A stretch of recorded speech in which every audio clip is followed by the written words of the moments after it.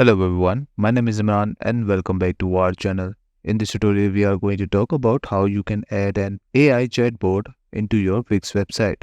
So let's get started. First of all, select the website you want to add an AI chatbot. So I'm going with this one. Once you open that, at the top right corner, you will find edit site. Click on this option. After that, you will see your website like this.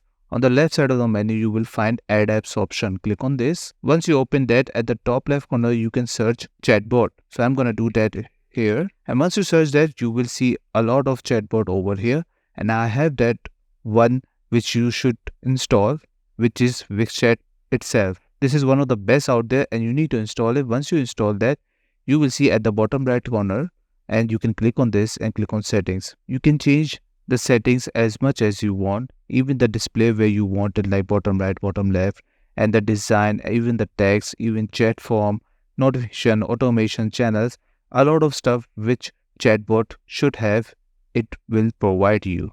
So that's it. This is all you need to know how to add an AI chatbot into your Wix website. I hope you like this video. Please subscribe. Bye bye and take care.